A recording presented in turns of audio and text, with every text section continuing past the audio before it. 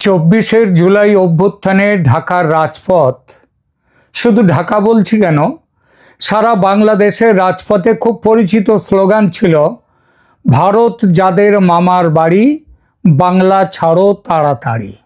বলা বাহুল্য, বাংলাদেশের আওয়ামী লীগ আর তার সঙ্গী সমর্থক নেতা কর্মী এদের উদ্দেশ্যে দেয়া হতো এই স্লোগান, যার নিহিত অর্থ ছিল ভারতের কাছে বাংলাদেশের স্বার্থ বিক্রি করে দিয়েছেন শেখ হাসিনা, সুতরাং তার এবং বাংলাদেশে তার যারা সমর্থক তাদের থাকা আর চলবে না। কিন্তু মামার বাড়ি বলা কেন? কেন বাপের বাড়ি, শ্বশুর বাড়ি, চাচার বাড়ি, খালার বাড়ি নয়? তার কারণ সেও বাংলায় বহু ব্যবহৃত এক পুরনো ছড়া। কে লিখেছেন জানি না, আমিও ছেলেবেলায় শুনেছি, আপনারাও শুনেছেন নিশ্চয়ই। ছড়াটা হলো, তাই তাই তাই মামার বাড়ি যাই, মামার বাড়ি ভারী মজা কিলচর নাই। অর্থাৎ মামার বাড়ি হলো ভারী মজার বাড়ি, বড় আনন্দের জায়গা।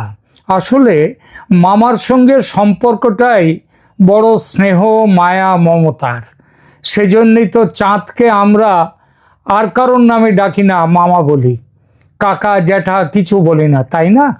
কিন্তু সব মামা আদরের হয় না, আবার সব মামার কাছে, সব ভাগ্নের কাছে মামাও আদরের হয় না। মহাভারতের কৃষ্ণের মা ছিলেন দেবকী, আর দেবকীর ভাই ছিলেন কংস। সেই হিসেবে কংস হলেন কৃষ্ণের আপন মামা। কিন্তু এখানে মামা ভাগ্নের সম্পর্ক ছিল সাপ আর নেউলের চেয়েও ভয়ঙ্কর।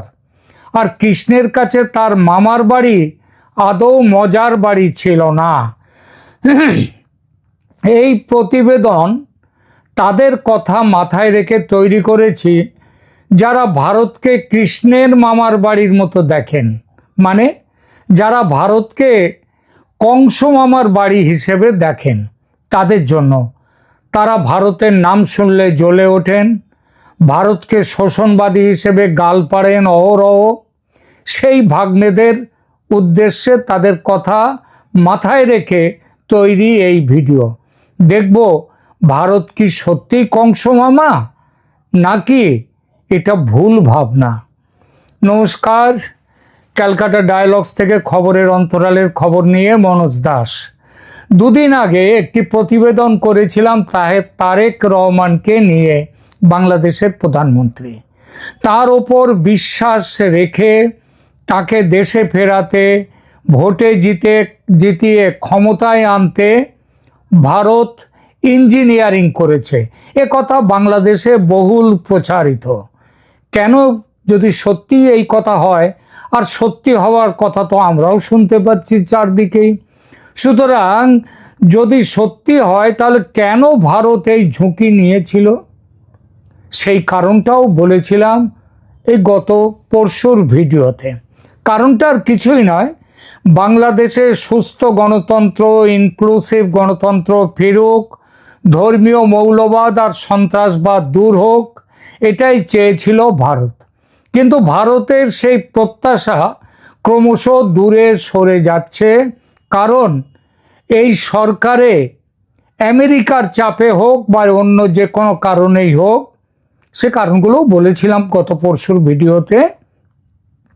বিএনপি সরকারে জামাতকে নেয়ার এবং জামাতের সঙ্গী যারা আছে তাদেরকে নেয়ার একটা কথা চলছে, এটা ছিল একটা। দ্বিতীয় ছিল যে বাংলাদেশে ইনক্লুসিভ গণতন্ত্রের নামে ভারত ইঞ্জিনিয়ারিং করেছিল নির্বাচনে, সেই প্রত্যাশা যেন ক্রমশ দূরে সরে যাচ্ছে, এটাই ছিল আমার আলোচনা পরশুদিনের। বেশিরভাগ দর্শক আমার সঙ্গে সহমত হয়েছেন, ভারতের ভূমিকার প্রশংসা করেছেন। এমন কথাও অনেকে বলেছেন যে ভারত এই উদ্যোগ না নিলে ইউনূসের চরম অপশাসন শেষ হতো না, ঘাড়ে চেপে বসে থাকতো সেই সিন্দবাদের গল্প আছে না, সিন্দবাদের ঘাড়ে বসেছিল, চেপে বসেছিল যেমন সেই বুড়ো, তেমনি বুড়ো ইউনূসও চেপে বসে থাকতো বাংলাদেশের ঘাড়ে। কিন্তু যথারীতি কিছু দর্শক উল্টো কথা বলেছেন। তাদের বক্তব্য, বাংলাদেশে এই সুযোগে বাংলাদেশকে নিজেদের গোলাম করতে চেয়েছিল ভারত। তারেক রহমান সেটা রুখে দিয়েছেন, বুঝিয়ে দিয়েছেন তারেক নন শেখ হাসিনা, আর বিএনপিও নয় আওয়ামী লীগ। সুতরাং তাদের বক্তব্য বেশ হয়েছে। অর্থাৎ ভারতকে বাংলাদেশের এই ভাগ্নের দল যাদের কথা বলছি, তারা এই ভাগ্নের দল ভারতকে দেখে কংস মামার বাড়ি হিসেবে দেয়। কিন্তু সত্যি কি তাই? ভারত কি বাংলাদেশকে গোলাম করতে চেয়েছে, কিংবা গোলাম করে রেখেছিল শেখ হাসিনার আমলে? তথ্য কি বলে আসুন দেখি। প্রথমে বলি, পৃথিবীর মানচিত্রে বাংলাদেশ নামক কোনো দেশ আজ থাকতো না যদি না ভারত সেদিন স্বাধীনতার লড়াইতে পাশে থাকতো। মানে ভারত পাশে না থাকলে আজকের বাংলাদেশ কেউ দেখতে পেত না, এটা পূর্ব পাকিস্তান হয়েই থাকতো। এটা বাংলাদেশের সব ভাগ্নেরাই জানে, মানে এবং বলে। তবে যারা ভারতকে কংস মামা হিসেবে দেখে, তারা বলে ভারত পাশে ছিল পাকিস্তানকে টুকরো করবে বলে, স্বাধীন করবে বলে দেশটাকে নয়। সেটা তো তারা বলবেই, কারণ তারা তো বাংলাদেশের স্বাধীনতাকেই মানতে চায় না। তারা তো আবার পূর্ব পাকিস্তানে ফিরে যেতে চাইছে, তাই না? থাক সে পুরনো কথা, বরং বর্তমানে আসি। বাংলাদেশে নির্দিষ্ট কোনো রাজনৈতিক দলকে ব্যবহার করে দেশটিকে কি শোষণ করতে চেয়েছিল ভারত? তাই আওয়ামী লীগকে না পেয়ে বিএনপির ওপর বাজি ধরেছিল, এবং বিএনপির উল্টো চালে ভারত এখন ঠকে গেছে বলে মোহভঙ্গের কথা উঠছে, স্বপ্নভঙ্গের কথা উঠছে। আজকের এপিসোডে আমরা এই শোষণ তত্ত্বটিকে তত্ত্বের ভিত্তিতে বিশ্লেষণ করব। আমরা দেখব কেন একটি গণতান্ত্রিক ও মৌলবাদ মুক্ত বাংলাদেশ ভারতের জন্য কোনো পুতুল সরকারের চেয়ে অনেক বেশি গুরুত্বপূর্ণ, কেন সেটা আমরা দেখব। ভারত কি আসলেই কোনো দলকে শোষণ করার জন্য ব্যবহার করতে চেয়েছে বিএনপিকে, নাকি এটা দুদেশেরই টিকে থাকার লড়াই? চলুন গভীরে যাওয়া যাক। প্রথমেই একটা কথা পরিষ্কার হওয়া দরকার, আন্তর্জাতিক রাজনীতিতে বন্ধুত্ব বা শত্রুতা বলে কিছু হয় না। সব সম্পর্কই টিকে থাকে, তৈরি হয় কেবল স্বার্থের দিকে তাকিয়ে। বাংলাদেশের একদল মানুষ মনে করেন ভারত তাদের প্রাকৃতিক সম্পদ বা বাজার শোষণ করছে। কি প্রাকৃতিক সম্পদ আছে বাংলাদেশের যেটা ভারত শোষণ করতে যাচ্ছে? হ্যাঁ, বাংলাদেশের অবস্থান যেহেতু ভারতের পেটের মধ্যে, এবং তার সব পাশেই, শুধু বঙ্গোপসাগরের দিকটা ছাড়া বাকি সব দিকেই প্রায় ভারত। সুতরাং ভারতের এই প্রান্ত থেকে সেই প্রান্তে যেতে গেলে বাংলাদেশের উপর দিয়ে যদি যাওয়া যায়, তাহলে সেটা সুবিধের একটা আসে, সেই ব্যাপারটা। আর বাজার শোষণ, ডেটা বা তথ্য কি বলছে? ভারত একটি $3.5 ট্রিলিয়ন অর্থনীতি। বাংলাদেশের মতো একটি ক্রমবর্ধমান অর্থনীতির দেশ যদি অস্থিতিশীল হয়, তবে ভারতের সবচেয়ে বড় ক্ষতি, সেই ক্ষতিটা হয় তার উত্তর পূর্বাঞ্চলে। ভারতের কাছে সেভেন সিস্টার্স বা উত্তর পূর্ব ভারতের নিরাপত্তা বজায় রাখাটা কোনো শোষণের বিষয় নয়, এটা ভারতের জাতীয় অখণ্ডতার প্রশ্ন। আর বাংলাদেশের কোনো সরকার যদি মৌলবাদকে প্রশ্রয় দেয়, তবে ভারতের উত্তর পূর্বাঞ্চলে বিচ্ছিন্নতাবাদ মাথাচাড়া দিয়ে ওঠে। এর আগে আমরা দেখেছি উলফা বা অন্যান্য বিচ্ছিন্নতাবাদী গোষ্ঠী কিভাবে বাংলাদেশের মাটি ব্যবহার করেছে। 2004 সালে 10 ট্রাক অস্ত্র বিচ্ছিন্নতাবাদীদের জন্য পাচারের চেষ্টার উদাহরণ সেটা তো সামনেই আছে। সুতরাং ভারত বাংলাদেশে কোনো দলকে ব্যবহার করতে চায় না। ভারত চায় এমন একটি ব্যবস্থা বাংলাদেশে থাকুক যা তার নিজের সীমানাকেও যেমন শান্ত রাখবে, আর শান্তি থাকলে বাণিজ্য হয়, আর বাণিজ্য থাকলে দুই দেশেরই উন্নতি হয়। হ্যাঁ, দুই দেশেরই উন্নতি, শুধু ভারতের একার উন্নতি নয়। প্রশ্ন উঠেছে, ভারত কি কোনো নির্দিষ্ট সরকারের ওপর বাজি ধরেছিল? বাস্তবতা হলো, ভারত চায় বাংলাদেশে একটি সুস্থ গণতন্ত্র বজায় থাকুক। কেন?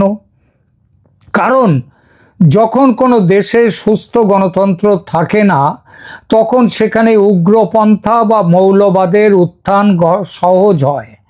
ইতিহাস বলে, মৌলবাদী শক্তি যখনই ক্ষমতায় এসেছে বা প্রভাব বিস্তার করেছে, তখনই সংখ্যালঘু নিপীড়ন বেড়েছে, আর সীমান্ত দিয়ে শরণার্থীর ঢল নেমেছে ভারতে।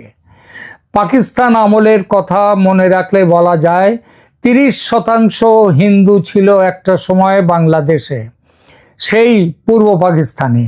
সেই 30% হিন্দু পাকিস্তান কেটে যখন বাংলাদেশ স্বাধীন হয়, তখন সেই সংখ্যা নেমে এসেছিল প্রায় 24%, 22 থেকে 23% নেমে এসেছিল। আর সেই গত প্রায় 54 বছরে সেই সংখ্যাটা কোথায় নেমে এসেছে এখন 8%-এরও নিচে। সুতরাং ইতিহাস বলে, মৌলবাদী শক্তি যখনই ক্ষমতায় এসেছে বা প্রভাব বিস্তার করেছে, তখনই সংখ্যালঘু নিপীড়ন বেড়েছে, আর সীমান্ত দিয়ে শরণার্থীর ঢল নেমেছে ভারতে। এটি ভারতের পশ্চিমবঙ্গ, ত্রিপুরা বা আসামের জনতান্ত্রিক কাঠামো ও নিরাপত্তার জন্য বড় হুমকি। উল্টো দিকে বাংলাদেশের তুলনায় কেন বলবো, অনেকটাই ভারত শান্ত ছিল, শান্ত রয়েছে।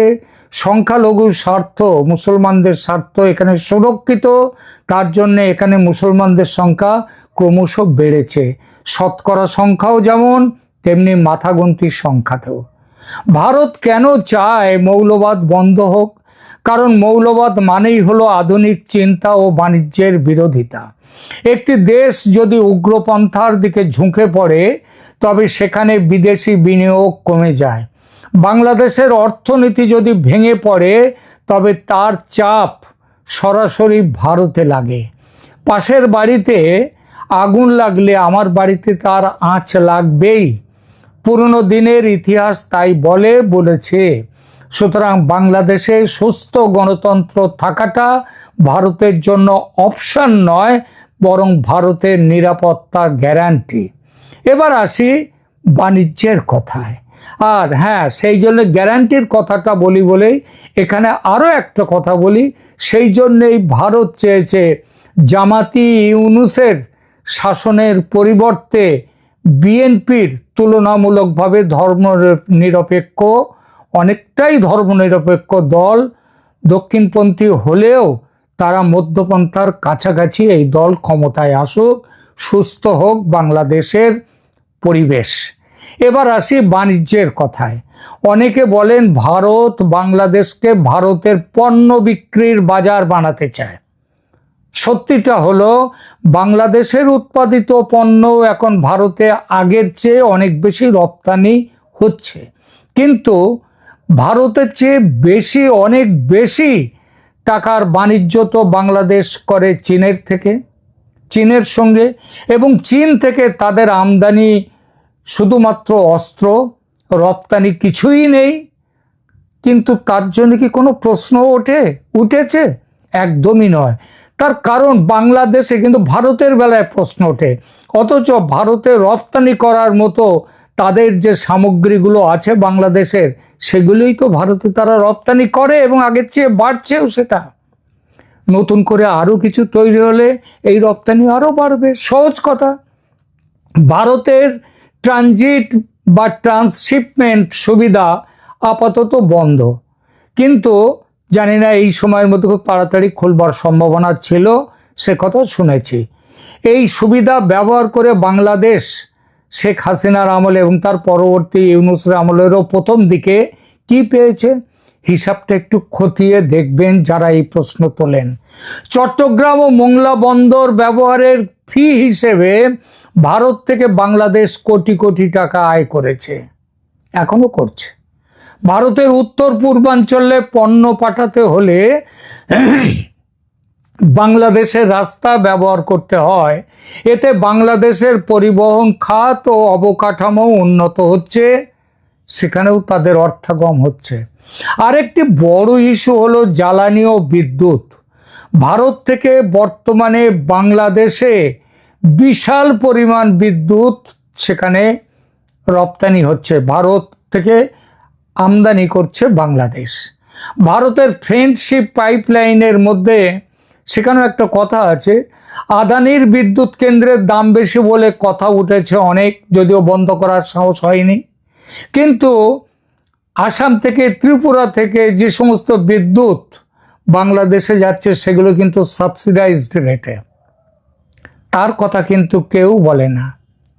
ভারতের ফ্রেন্ডশিপ পাইপলাইনের মাধ্যমে ডিজেল আসছে, এই সরবরাহ যদি বন্ধ হয়ে যায় তবে বাংলাদেশের কি হবে অবস্থাটা কেউ ভেবেছেন? কৃষি ও শিল্প উৎপাদন থমকে যাবে, যান চলাচল বন্ধ হয়ে যাবে। এই যে ইরান যুদ্ধের প্রেক্ষিতে বাংলাদেশের তীব্র এনার্জি ক্রাইসিস, কে দাঁড়িয়েছে এসে ভারতে এই বাংলাদেশের পাশে? চীন না পাকিস্তান না আমেরিকা? দাঁড়িয়েছে কিন্তু সেই ভারত। তারেক রহমান সরকারের অনুরোধে 5,000 মেট্রিক টন তেল ইতিমধ্যেই পাঠিয়েছে ভারত, আরও 45,000 মেট্রিক টন যাওয়ার পথে। মনে রাখবেন, ভারত নিজেও তেল সংকটে ভুগছে, কিন্তু তা সত্ত্বেও এভাবে বাংলাদেশের পাশে দাঁড়াচ্ছে ভারত।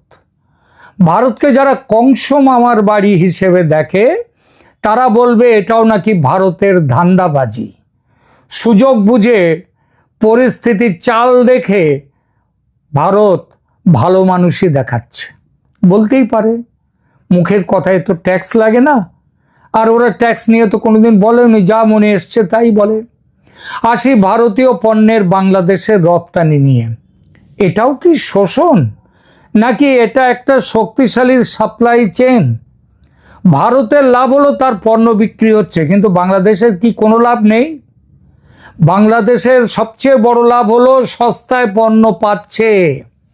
এই একই পণ্য অন্য দেশ থেকে নিয়ে আসতে সময় খরচ সব বেশি লাগতো, সময় লাগতো বেশি, খরচ পড়তো বেশি, সব কিছু। ফলে তো এতে দুই দেশের পক্ষেই একটি উইন উইন পরিস্থিতি। ভারতের মাল বিক্রি হচ্ছে, বাংলাদেশের দরকার সেই মাল সস্তায় পাচ্ছে, কম খরচে পাচ্ছে। ভারতে মেডিকেল ভিসা নিয়ে একটা বিরাট সংখ্যক মানুষ আসে বাংলাদেশ থেকে, আসে বলবো না, আসতো। বর্তমানে এটা একেবারে বন্ধ নয়, তবে খুবই নিয়ন্ত্রিত মেডিকেল ভিসা। আমি জানি একেবারে বন্ধ হয়নি। আমার পরিচিত একজন বাংলাদেশ থেকে, তিনি এখন কলকাতা দিল্লিতে এমসে তিনি চিকিৎসা নিচ্ছেন। তিনি এসছেন, তার সঙ্গে 3জন তার কম্প্যানিয়ানও এসছেন। এতে করে এরকম এখনও আসছেন, অনেকেই আসছেন, তবে আগের মতো নয়। এতে করে কার বেশি ক্ষতি হচ্ছে বা অসুবিধে? হ্যাঁ, ভারতের যে মেডিকেল ব্যবসা যেটা রয়েছে সেখানে কিছুটা আমদানি হচ্ছে, সেখানেও ইনকাম হচ্ছে, এটা ঠিক কথা। কিন্তু প্রশ্নটা হলো, ভারতের সেইটা না হলেও এই যে গত প্রায় 1 বছরের ওপরে এটা অত্যন্ত কম চলছে, তা থেকে ভারতের এই ব্যবসা মরে গেছে? একদমই নয়। মূল ক্ষতিটা কিন্তু বাংলাদেশের সাধারণ মানুষের, এবং তাদের সেই ক্ষতিটা এতদিন হয়েছিল সেটাও বললাম ওই ইউনূসের অপশাসনের জন্য। তাহলে কিছু মানুষ মনে করে ভারত তাদের কেন শোষণ করছে, এই কথাটা মনে পড়ে। এর উত্তর লুকিয়ে আছে স্থানীয় রাজনীতিতে। অনেক সময় ব্যর্থতা ঢাকার জন্য ভারত বিরোধিতাকে অস্ত্র হিসেবে ব্যবহার করা হয় তাদের নিজেদের রাজনৈতিক স্বার্থে। বলা হয় ভারত কোনো বিশেষ দলকে, এতদিন বলা হতো আওয়ামী লীগকে, ক্ষমতায় দেখতে চায়, কিন্তু তা নয়। ভারত আসলে চায় এমন একটি সরকার যারা দিল্লির নিরাপত্তা উদ্বেগকে সম্মান করবে এবং তারা তাদের নিজেদের দেশের উন্নতির কথা ভেবে তাদের পদক্ষেপগুলো করবে। ইউনূস সরকার প্রথম দিকে এগুলো ভাবেনি, অন্ধ ভারত বিরোধিতায় মগ্ন ছিল। পরে যখন বুঝলো তখন অনেক দেরি হয়ে গেছে, তখন এখানে ভারতের সাথে সম্পর্ক ভালো করবার চেষ্টায় নেমে এসেছিল। তো যদি কোনো সরকার ভারতের সার্বভৌমত্বের জন্য হুমকি তৈরি করে, তবে দিল্লি কেন তাদের সমর্থন করবে? করবেই না।